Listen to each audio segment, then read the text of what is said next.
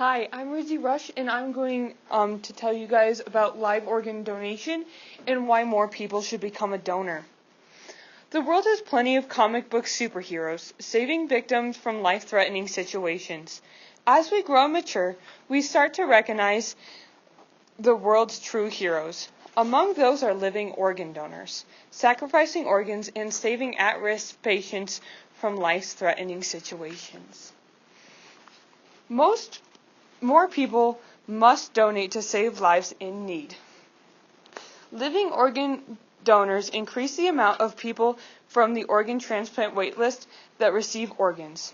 It also lowers the amount of people that resort to the black market to get illegal and harvested organs.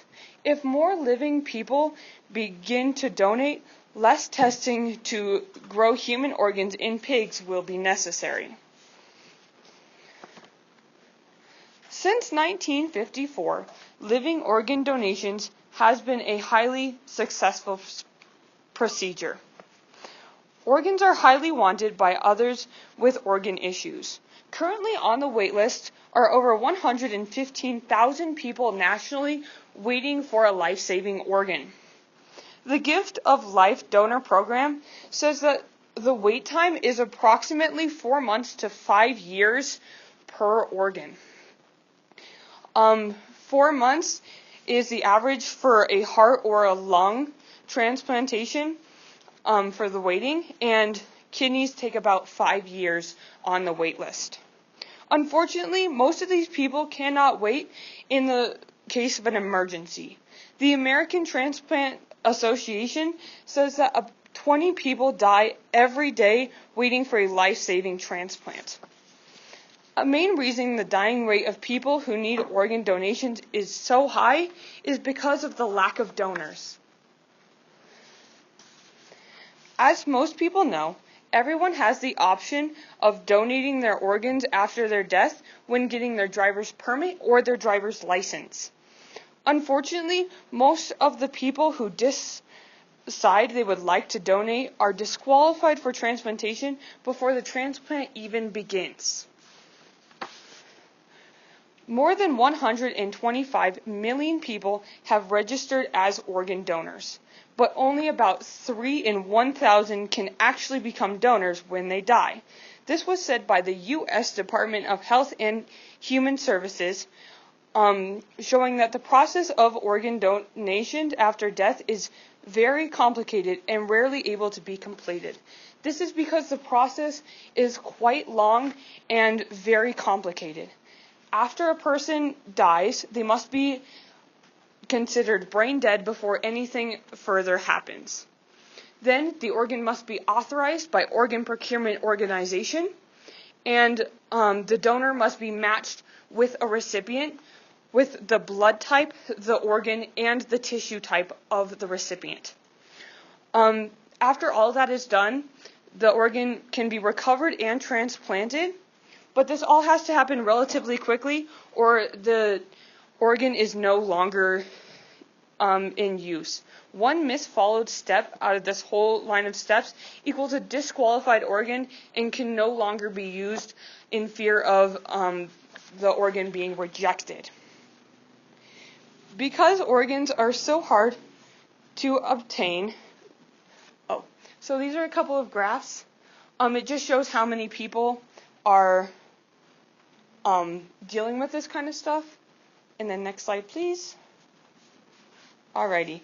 Because organs are so hard to obtain legally, many people begin to feel hopeless and resort to the black market. Everyone can agree waking up without a kidney without clear permission is a terrifying and demoralizing thought. Unfortunately for some, it's more than a thought, it's reality. Black market dealers thrive from poor, third-class people's valuable organs, and victims are kidnapped, lured, tricked, or murdered to get their organs. The Human Trafficking Center states that about 10,000 kidneys are illegally transplanted each year, each organ ranging from $150,000 to $1.5 million per trafficked organ. Most of the doctors that are doing these transplantations do know that these are obtained illegally and are willing to go with it because of the amount of money that they are making.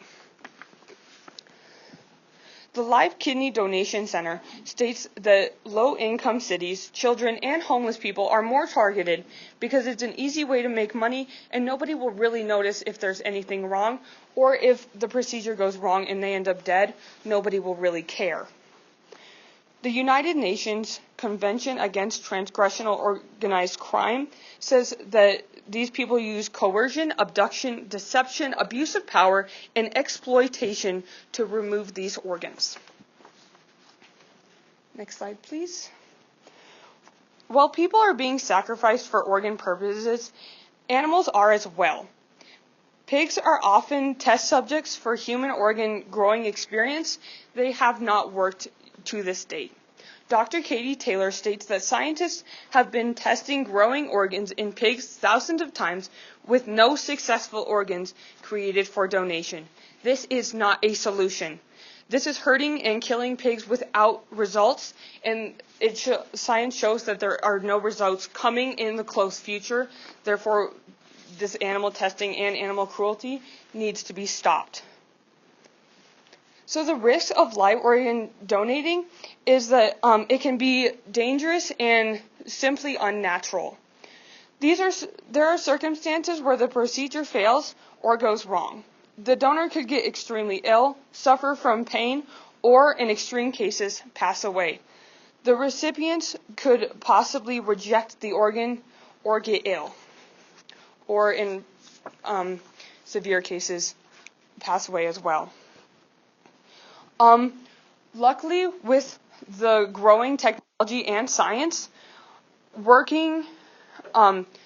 people have been working on improving organ transplantation for years and making it safer and easier. It is rare for death to occur, but many safety precautions are put in place to protect people. In conclusion, if the amount of donors increase, more people receive life-saving organs.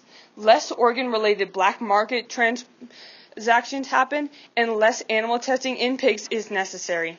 If you are curious about donating, there are many transplant organizations online that are willing to help. Thank you.